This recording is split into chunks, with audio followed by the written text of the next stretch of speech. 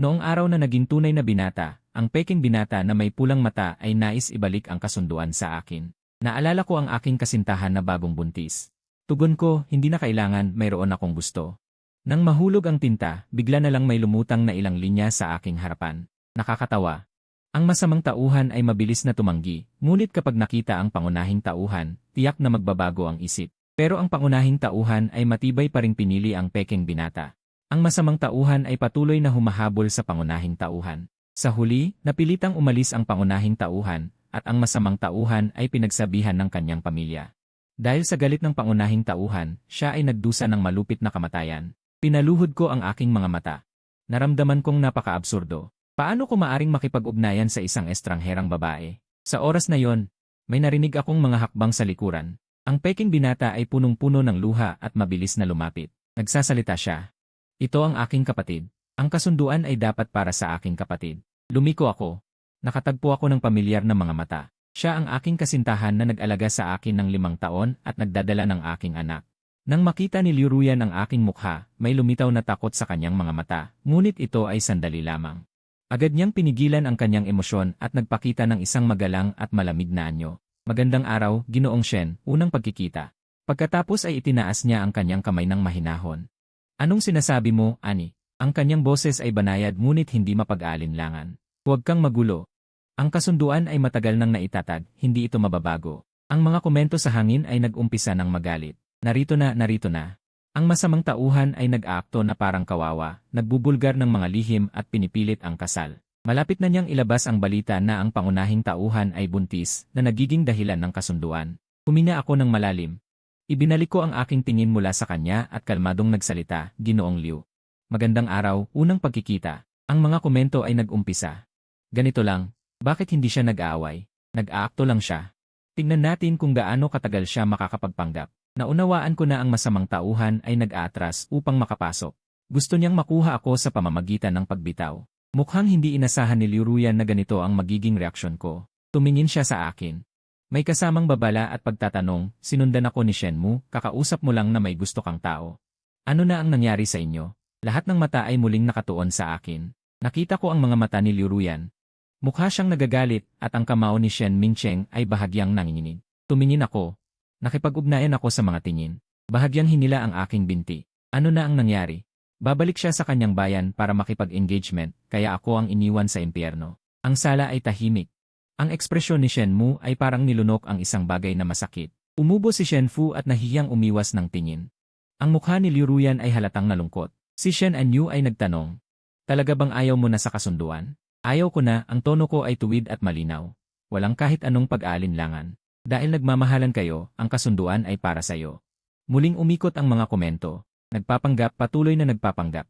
Mamaya, tiyak na hahanapin ng babae ang pangunahing tauhan para umiyak. Halatang nakahina ng maluwag si Shenfu at Shenmu. Tumayo si Shenmu. Mingcheng, dalhin kita sa kwarto. Si Anyu ay may sakit. Hindi siya makaupo ng matagal. Ang kwarto ko ay nasa dulo ng pasilyo. Binuksan ko ang pinto. Maliit at malamig. Pinagsasaluhan ang banyo. Ang bintana ay nakaharap sa hilaga. Walang sikat ng araw. Ang tono ni Shenmu ay tila walang gana. Dito ka muna manirahan. Si Anyu ay nandito na ng 20 taon. Sanay na siya, kaya huwag mo siyang galawin. Ikaw ang kuya. Magpakatatag ka.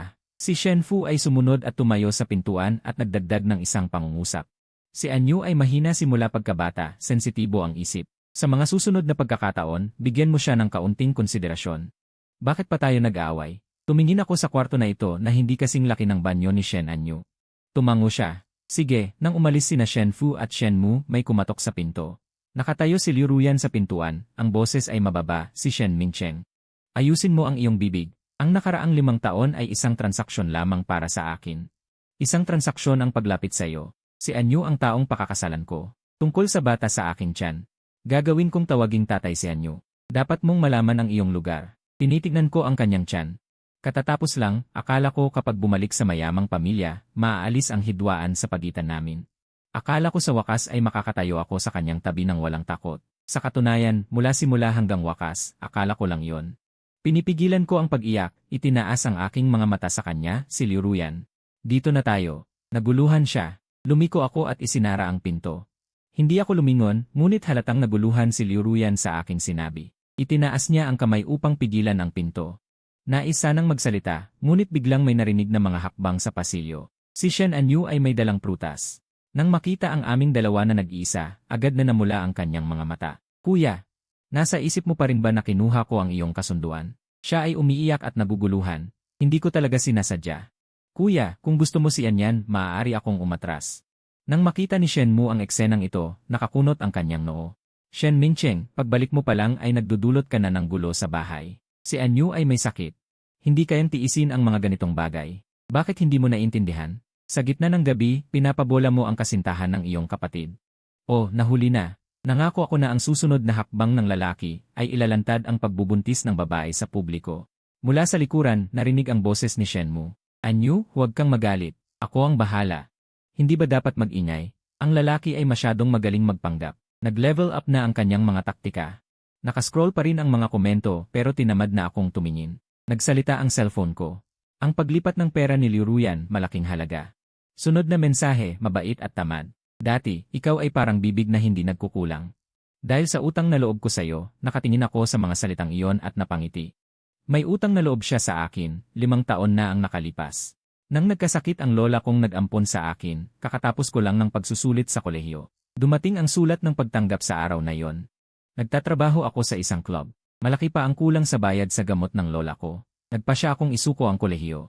Noong gabing iyon, ilang matatandang babae ang humarang sa akin sa isang kwarto at sinaktan ako. Pinunit ang aking damit. Nagsusumikap akong makaalis pero walang tunog na lumabas. Si Liu Ruyan ang pumasok at inutusan ang mga bodyguard na paalisin ang mga iyon. Tinakpan ako ng kanyang coat mula ulo hanggang paa. Wala siyang tinanong, sinabi lang niya, kulang ang pera. Tumango ako, ang mga luha ko ay nahalo sa aking pawis. Binigyan niya ako ng isang card. Kunin mo ito, gamitin mo sa natitirang halaga. Mag-aral ka ng mabuti. Huwag nang bumalik sa ganitong lugar. Siya ang nagligtas sa akin, nagbigay ng pag-asa sa aking lola.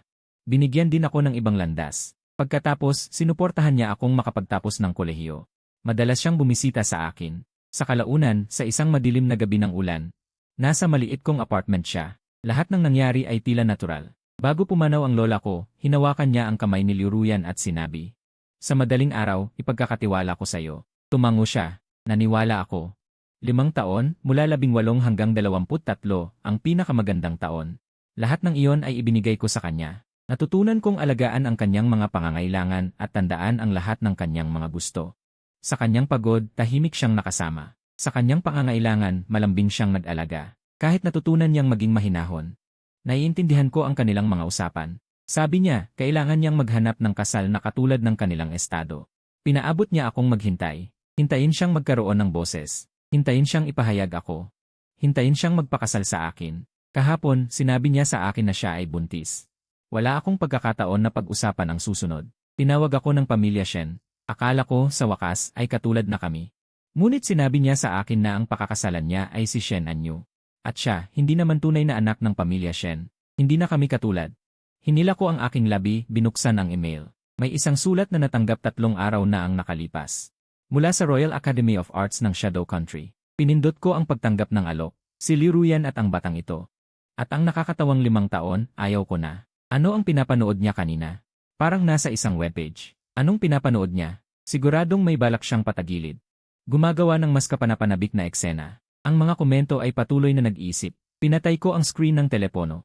Ang dilim ay nagbigay diin sa aking malabong mukha. Kinabukasan, habang nag-aalmusal, si Shen Anyu ay nagdala ng isang mangkok ng seafood porridge.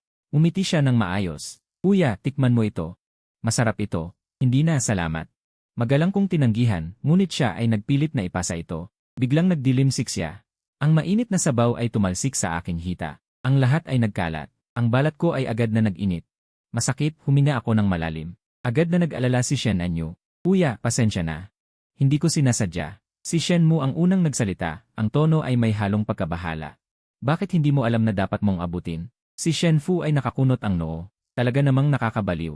Sige na, kailangan ng lalaki na makuha ang atensyon. Siguradong sinasadya niyang umiwas. Sobrang malalim ng isip, nararapat lang na masaktan siya. Hayaan siyang mang-akit sa pangunahing tauhan.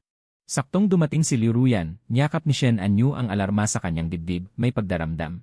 Punong-puno ng pag-aalala si Liu Ruyan, hinaplos ang kanyang likod, lumingon siya. Mabuti ang intensyon ni Shen Anyu na bigyan ka ng pagkakataon, bakit ganyan ang mukha mo? Tumingala ako. Tumingin ako kay Shen Mu at nagtanong, Ginoo Shen, Ginang Shen, iyon ba ang sinasabi ko? Wala silang masabi, pero si Shen Mu ay nagwagayway ng kamay, ang kapatid mo ang talagang nag-alala. Para mapakalma si Shen Anyu, agad na inihayag ni Shen Mu na ang maliit na kumpanya na dapat sana ay para kay Shen Mincheng. Ay ibigay kay Shen Anyu. Tumango si Liu Ruyan, magdadagdag ako ng isang bahagi ng yaman. Isama mo na ito bilang regalo sa kasal ni Shen Anyu. Sige, tahimik akong nagsalita, bakit hindi nag-aaway ang lalaking ito? May mali pagkatapos umuwi, muling nag-ayos si Liu Ruyan. Huwag mo nang gawing target si Shen Anyu. Tinanggap ko ang pera at pagkatapos ay nagpatuloy sa pag-uusap. Dahan-dahan akong nag-type ng isang linya ng teksto at ipinadala ito kay Liu Ruyan. Naalala mo pa ba na allergic ako sa seafood? Tahimik ang kausap matagal bago sumagot. May dumating na isa pang transfer. Pinilit kong ngumiti at tinanggap ang lahat ng mga transfer na ito. Hindi ko tatanggihan dahil ito talaga ang nararapat sa akin, bayad sa kabataan at mga gastos. Narinig ang tunog ng makina ng sasakyan sa labas at ang masiglang tawa ni Shen Anyu, marahil ay dinala siya ni Liu Ruyan para maglibang. Natakot akong masaya hanggang sa dapit hapon, dinala ni Liu Ruyan si Shen Anyu pabalik.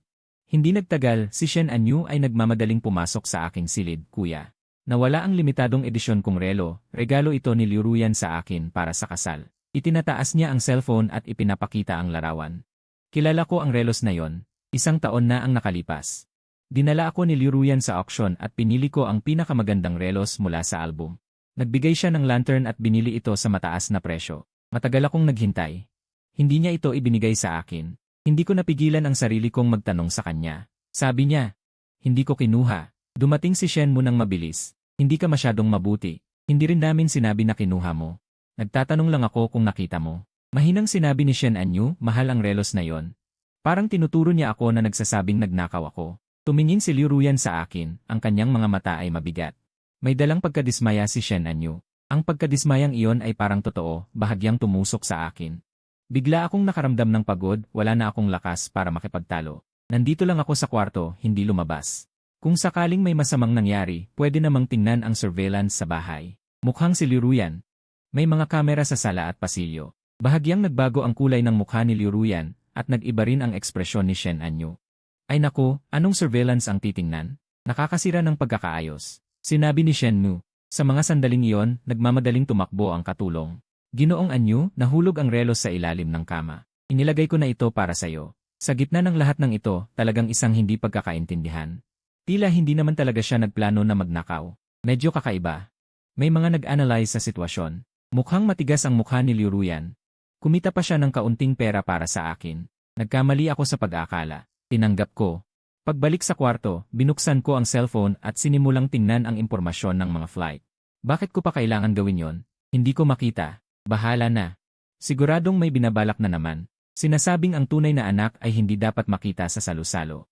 Umakyat si Shen Anyu sa entablado upang magpasalamat sa 20 taong pag-aalaga ng pamilya Shen. Pinuri ng mga bisita. Ang batang ito ay maunawain, mas malapit pa kaysa sa tunay na anak. May naglagay ng isang salita sa aking paa. Bumulong ang mga tao, siya ang tunay na anak, bakit parang kahoy siya? Lumaki siya sa labas, hindi talaga siya makilala. Si Liu Ruyan ay palaging kasama si Shen Anyu. Tinutulungan siyang punasan ang kanyang luha, ang kanyang mga mata ay puno ng kabaitan. Naupo ako sa paa, hindi ko tinikman ang pulang alak, ang ingay ay parang alon na dumarating. Hindi ko makayanan, umalis ako ng maaga, bumalik sa kwarto. Bumukas ang pinto, nagulat ako. Ang mesa ay magulo, lahat ng drawer ay nakabukas. Tumakbo ako patungo sa bedside table, ang pendant na iniwan ng lola ko ay nawawala. Tumakbo ako pabalik sa banquet hall. Sa gitna ng tao, si Shen Anyu ay may hawak na isang berde at malambot na pendant. Tinitingnan ito sa ilalim ng ilaw, umiti siya at sinabi sa kanyang kaibigan, pinautang ito sa akin ng kuya ko. Maganda ba? Ibalik mo sa akin. Lumapit ako, nanginginig ang boses ko. Nagtalon si Shen Anyu, nalaglag ang pendant sa marmol na sahig. Nabasag ito sa ilang piraso, tahimik ang buong lugar. Hindi ko sinasadya. Ang mga bisita ay nagbulungan, ang tingin nila sa akin ay parang tinitingnan ang isang hangin. Si Liu Ruyan ay lumapit. Pinulot ang mga piraso sa sahig, hindi siya nagmamalasakit, isang pendant lang iyon. Bakit ganon? Lumuhod ako, pinipiraso ang mga basag. Ang mga piraso ay nakatusok sa aking daliri, ang dugo ay tumutulo sa pendant. Hindi ko nararamdaman ang aking ulo. Ito ay iniwan sa akin ng aking lola. Ang boses ko ay nanginginig, ang huling sinabi niya bago siya pumanaw. Ay, ingatan mo ito. Nagbago ang ekspresyon ni Liu Ruyan, alam niyang higit sa sinuman. Ang lola ko ang una sa akin, dahil siya ang kasama kong naghatid sa lola ko, at mas umiiyak pa kami ni Shen Anyu. Nasa paligid siya ay nagdududa, siya ay nagluto, o kaya'y inabot siya upang yakapin siya. Tumindig siya, huwag nang umiyak. Pinabili ko ang tao para sa'yo ng mas maganda. Lumapit si Shen Mu, Shen Mingcheng, hindi sinasadya ng kapatid mo. Huwag kang masyadong makitid ang isip. Nakakunot ang noo ni Shen Mingcheng. Sige na, isang pendant, kung nabasag, nabasag na. Babalikan kita ng halos kapareho. Tumayo ako, may hawak na piraso ng isda. Pagkatapos ay lumapit ako kay Shen Anyu, itinaas ang kamay, isang sampal ang tumama sa kanyang mukha. Pa! Sa susunod na segundo, si Liu Ruyan ay tumakbo papunta sa akin, hinawakan ang aking pulso, ang isa pang kamay ay itinaas, pa. Bumalik siya ng sampal. Masakit ang mukha ko, may dugo sa aking labi. Si Liu Ruyan ay may malamig na tingin. Shen Mingcheng, sobra ka na. Iyon ang tanging tanong ng lola ni Nanpei. Ang paunahing tauhan ba ay tao? Alam niyang hindi. Medyo naiintindihan ko na si Nanpei. Sino ba ang hindi nagmamalupit? Pinahid ko ang dugo sa aking labi. Walang iyak, walang gulo. Inilagay ko ang pendant at ang naputol na lubid sa isang pakete. Ipinapasok ko ito sa aking bulsa. Naibalik ko na ang iyong kabutihan. Tumingin ako kay Shen Mu, ayaw ko na sa pamilyang ito. Lumiko ako at umalis sa bulwagan. Narinig ko ang boses ni Shen Mu sa likuran. Pabayaang umalis siya, huwag nang bumalik. Ang telepono ay patuloy na tumunog. Kumita si Liu Ruyan, huwag nang magalit. Kumita si Shen Fu at Shen Mu. Tala ng kabayaran, tinanggap ko lahat. Kinabukasan. Balak kong bumalik sa bahay ni Shen para kunin ang natitirang bagahe. Sa ikatlong araw, nang umabot ako sa kanto ng pasilyo. Narinig ko ang boses mula sa silid ni Shen Anyu. Tay, nanay, si Yan ay nagdadalang tao ng anak ko. Dapat nating ipagdiwang ang ating kasal sa lalong madaling panahon. Narinig ko na si Yan ay tila may ibang lalaki. May pakiramdam akong may panganib. Parang tinamaan ako ng kidlat, nakatayo ako sa aking lugar. Ang anak na dinadala niya ay anak ni Shen Anyu. Bakit parang masama ang nangyayari kay Nanbei? Sa huli, wala akong nakuha ni asawa ni anak. Pinapayagan ko ang mga usapan ni Nanbei. Parang may isang di nakikitang kamay na humahawak sa aking puso, sobrang sakit na halos hindi ako makahinga. Ang huli kong pag-asa at inaasahan ay tuluyan ng nawasak. Hindi ako nagtagal. Tahimik akong umalis, bumalik sa kwarto. Mabilis kong inayos ang ilang gamit. Sa airport, kinuha ko ang aking cellphone. Binuksan ko ang chatbox kay Liu Ruyan, nagpadala ng mensahe. Liu Ruyan, ang utang na loob mo ay nabayaran ko na sa 5 taon ng aking kabataan. Alam ko na ang katotohanan tungkol sa bata. Mula ngayon tayo'y magkalayo. Kasama ang larawan ng naputol na kwintas. Nagpadala, nag-block, nag-delete, pinatay ang cellphone, tinanggal ang inside card, itinapon sa basurahan. Narinig ang anunsyo. Malapit nang umalis ang flight papuntang London. Tumayo ako at hindi lumingon, naglakad patungo sa boarding gate. Ang oras sa London ay 7 oras na mas maaga kaysa sa Birmingham. Nang dumating ako, 2:00 ng hapon sa lokal na oras. Walang sumalubong sa akin at walang nakakaalam kung nasaan ako. Nagstay ako sa isang hotel malapit sa airport ng isang gabi. Kinabukasan, nag-report ako sa paaralan. Pagkatapos, umupa ako ng maliit na apartment malapit sa paaralan. Hindi ito malaki pero nakaharap sa timog, may sikat ng araw. Kinuha ko ang naputol na kwintas ng lola mula sa bag at inilagay ito sa bintana. Ang sikat ng araw ay tumama dito, malinaw ang mga bitak. Para sa aking puso, pero hindi na ako iyak. Mula nang marinig ko ang katotohanan, nagpasya na akong hindi na muling iyak para sa kanya. Matapos makapag-ayos, nagrehistro ako ng bagong numero ng cellphone, bagong social account. Ang dati, kasama si Senhai, ay naiwan sa basurahan ng airport. Hindi ko sinabi sa sinuman ang aking bagong contact information, kasama na ang pamilya ni Shen. Kabilang si Liu Ruyan, pati na ang mga kamag-anak na hindi man lang tumingin sa akin. Sa ikatlong linggo ng klase, nakilala ko ang isang batang babae mula sa China. Ang pangalan niya ay Lin Zai. Siya ay taga-Hilaga at nag-aaral ng fashion design.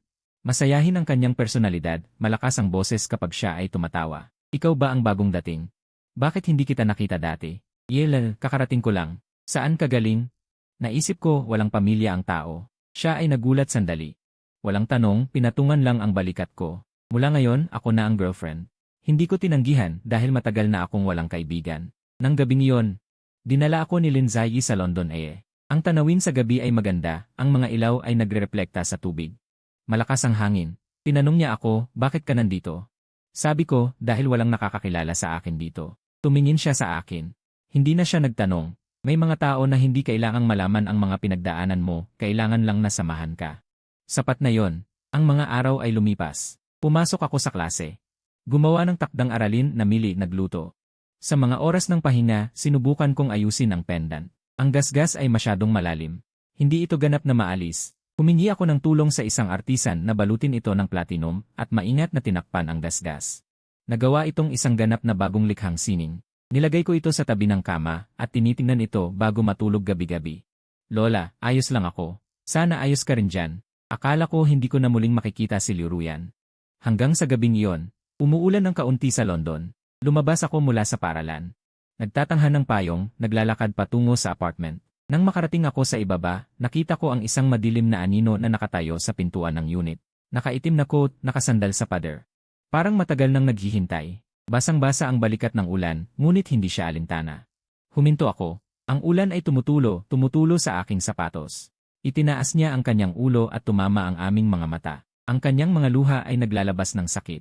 Malalim ang mga siko, may mga bakas ng pagkapagod sa kanyang panga, at may mga pulang ugat sa kanyang mga mata. Parang matagal nang hindi natutulog si Shen Mingcheng, nagbukas siya ng bibig. Ang boses niya ay halos hindi marinig, nakatayo ako sa aking pwesto, hindi umuusad. Hindi rin umatras. Paano mo ako natagpuan dito? Naghanap ako ng matagal. Tinutok niya ang kanyang tingin sa akin, parang natatakot na baka maglaho ako sa susunod na segundo. Bakit ka umalis? Bakit hindi mo sinabi sa akin? Pinahid ko ang aking mga mata, tinitingnan ang mga patak ng tubig sa lupa. Sinabi ko na sa iyo, nagpadala ako ng mensahe. Anong mensahe yon? In-block mo ako. Biglang tumaas ang boses niya, namumula ang kanyang mga mata. Alam mo ba kung gaano ako katagal na naghanap sa iyo? Nawala ang bata, aksidenteng nagkaroon ng miscarriage. Tapos na kami. Itinaas ko ang aking ulo, kalmadong tinitingnan siya. Sabihin mo sa akin kung ano. Sabihin mo sa akin na nagdala ka ng anak ni Shen Anyu at pagkatapos ay ikakasal kayo. O sabihin mo sa akin na nawala ang bata. Ngayon nagsisisi ka na. Bumukas ang kanyang bibig, ngunit walang lumabas na salita. Liruyan, ang iyong fiance ay si Shen Anyu. Ito ang pinili mo. Nag-withdraw na ako sa kasal. Lumakad siya ng isang hakbang pasulong. Ang ulan ay dumadaloy sa kanyang mukha. Nakipaghiwalay ako sa kanya, sa lecheng. Bumalik ka sa akin, simulan natin muli. Simulan natin muli. Hindi ko mapigilan ang pagtawa. Ang ulan ay nahahalo sa aking tawanan, sa madilim na kahoy ay tila lalo pang nagiging makabuluhan. Walang dahilan para simulan muli sa'yo, Liruyan. Yung 5 taon. Sinabi mong awa lang ito, sinabi mo mismo. Nakalimutan mo na. Pumutla ang kanyang mukha. Sinabi mo pa na si Anyu ang karapat-dapat. Magkapareho ang estado, pinalaki sa pamilya Shen ng 20 taon. Ako naman, isa lang akong laruan na inaalagaan mo sa labas. Wala akong. Sinubukan niyang ipaliwanag. Meron ka. Pinutol ko siya. Sinaktan mo ako. Sa harap ng lahat, ang sampal na iyon ay mas malakas pa kaysa sa sinampal ng lola. Hindi mo naalala. Siya ay tuluyan ng nawalan ng boses. Umurong ako ng isang hakbang. Itinaas ko ang aking ulo, tiningnan ang kanyang mukha. Umalis ka na. Huwag ka nang bumalik, Shen Mingcheng, sabi ko. Huwag ka nang bumalik. Lumiko ako at nag-swipe ng card. Binuksan ko ang pinto ng unit at pumasok. Nagsara ang pinto sa likod ko. Hindi siya humabol. Narinig ko siyang sumisigaw sa labas ng pinto, Mingcheng. Hihintayin kita. Palagi kitang hinihintay. Umakyat ako sa itaas. Isinara ang kurtina, pinigilan ang tunog sa labas. Sa bintana. Tahimik na nakahiga ang pendant ng lola. Ang kwintas ay nakabalot sa platinum, ngunit ang loob ay nabasag na. Ang mga nabasag na bagay ay maaaring ayusin ng maganda, ngunit hindi na maibabalik sa dati. Si Liruyan ay nanatili sa London ng 3 araw. Araw-araw, nakatayo siya sa ilalim ng aking apartment. Uminit man o umulan, nandyan siya. Hindi ko na siya nakita muli. Sa unang araw, si Lindsay ay pumunta sa bahay ko. Nakita ang babae sa ibaba ng gusali. Tinanong ako, sino siya? Isang kakilala. Bakit siya nandyan? Hindi ko alam. Si Lindsay ay tumingin mula sa bintana. Nagsalita siya, maganda naman, pero mukhang may problema. Hindi ako sumagot. Sa ikalawang araw, nagpadala si Liruyan ng isang malaking palumpo ng pulang rosas. Inilagay ito sa pintuan ng unit. Nang bumaba ako, tiningnan ko ito at umikot. Sa ikatlong araw, pinalitan niya ang mga bulaklak ng puting rosas. Nakasulat sa card, pasensya na. Pinunit ko ang card at itinapon ito sa basurahan. Ibinigay ko ang mga bulaklak sa matandang lola sa ibaba. Sa umaga ng ika-4 na araw, binuksan ko ang kurtina. Walang tao sa ibaba. Umalis na siya. Tumayo ako sa tabi ng bintana ng ilang sandali. Pagkatapos ay pumunta ako sa klase. Ang buhay ay bumalik sa katahimikan. Paminsan-minsan, nagtatanong si Lindsay. Babalik pa ba siya? Sabi ko, hindi ko alam. Wala akong pakialam. Sabi niya, talagang nakapagpatawad ka na. Nakatingin ako sa ibaba habang nagdidisenyo. Ang lapis ay kumikiskis sa papel, hindi ko maiiwan. Ano naman ang mangyayari? Ang mga araw ay lumilipas, unti-unti kong nasanay sa buhay sa London. Nasanay na akong umorder ng pagkain sa Ingles, nakikipag-usap sa mga guro tungkol sa mga paksa. Ipinanumbalik ko ang disenyo ng kwintas na inayos ng lola. May utang na loob sa isang simpleng gold-plated na kwintas. Ang platinum na bag na nasa 11 ay naging natatanging disenyo. Tiningnan ng guro ang aking disenyo. Sinabi niya, ito ay pagpapagaling. Pinapagaling ko ang sarili ko at ang lahat sa bansa ay tila napakalayo na. Hanggang sa tumawag ang telepono. Ang araw na yon ay tungkol sa negosyo sa London, handa na akong matulog. Biglang tumunog ang cellphone, isang estrangherong numero mula sa bansa. Nag-atubili ako sandali. Hindi ko ito sinagot. Tumunog ulit, pangatlong beses. Sagot ko, Mincheng. Boses ng ina, may lungkot, Mincheng. Nanay ito, tahimik akong nag-isip ng ilang segundo. Ginoo. Anong kailangan? Narinig ko ang pigil na hikbi sa telepono. Mincheng. Pasensya na, anak. Alam ko ang lahat. Si Ruyan ay nagdalang tao kay Anyu pero nagkaroon ng pagkalaglad. Sila ni Anyu ay tapos na. Pasensya na, anak. Paano mo nalaman? Tahimik ang boses ko. Anyu, sinabi ni Shen Anyu. Ipinakita niya sa akin ang litrato. Ito ang litrato mo at ni Ruyan. Sabi niya, hindi ka maayos sa labas, siya ang mas mabuting anak. Umiiyak si Shen Mu, hindi makapagsalita. Ngayon ko lang nalaman, nagkamali ako. Bumalik ka na, okay ba? May ibibigay akong kapalit. Nakahilig ako sa ulunan ng kama. Tumingin sa liwanag ng buwan sa labas. Shen Mu, hindi ko kailangan ng kapalit. Mincheng, may iba ka pang bagay. Kung wala, ihihinto ko na. Sandali, nag-aalala na siya. Alam din ng tatay na nagkamali siya. Gusto niyang paalisin si Anyu. Bumalik ka na. Ang bahay na ito ay iyo. Ang bahay na yon, hindi kailanman akin. Ihihinto ko na ang tawag. Ibinlock ko siya. Walang pag-aalinlangan. May mga tao na hindi mapatawad. May mga tahanan na hindi na maibabalik. Nalaman ko na lang pagkatapos kung ano ang nangyari sa bansa sa mga araw na yon. Hindi na nakatiis si Shen Anyu. Nang mga araw na umalis si Liu Ruyan patungong London, lihim niyang sinilip ang mga larawan sa kanyang computer. Mga larawan ko na kinuha niya sa loob ng 5 taon. Nasa inuupahang bahay, nasa paaralan, nasa tabing dagat. Hindi niya inaasahan na umiiyak si Shen Mu pagkatapos makita ang mga larawang iyon. Hindi dahil sa galit kundi dahil sa sakit, dahil sa akin sa mga larawan. Ngumingiti ako ng labis na saya. Iyon ang tanging pagkakataon na masaya ako sa tabi ni Liu Ruyan. Sa unang pagkakataon, napagtanto ni Shen Mu. Ang kanyang sariling anak na lalaki ay nakaranas ng maraming sakit sa labas. Nagsimula siyang mag-imbestiga sa aking nakaraan. Nalaman ang tungkol sa sakit ng lola, nalaman ang mga nangyari sa bangko, nalaman ang tungkol sa pagtulong ni Liu Ruyan sa akin. Nalaman ang tungkol sa 5 taong lihim na relasyon, nalaman ang katotohanan na nagdalang tao si Liu Ruyan at nagkaroon ng pagkalaglag. Nabaliw siya.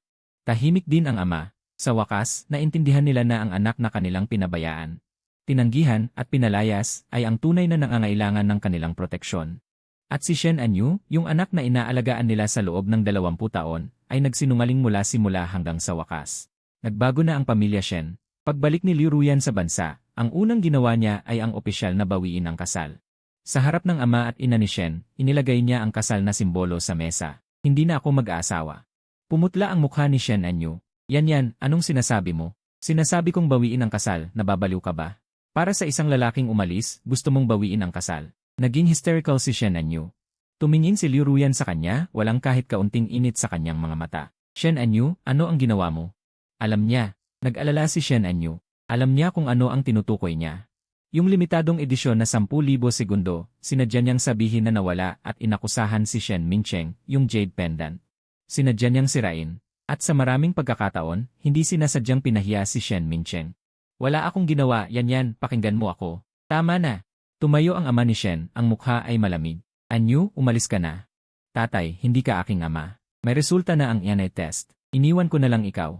Subukan mong isipin ang 20 taon ng pag-aalaga, pero sobra ka na. Nakayuko si Shen Mu.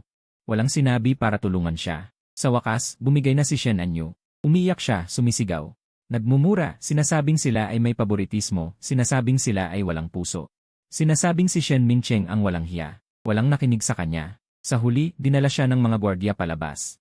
Nang umalis siya, lumingon siya sa bahay na tinirhan niya ng 20 taon. Nagsara ang pinto sa likod niya. Hindi na ito muling bumukas. Kumalat ang balita tungkol sa pagbawi ng kasal ni Liu Ruyan sa buong komunidad.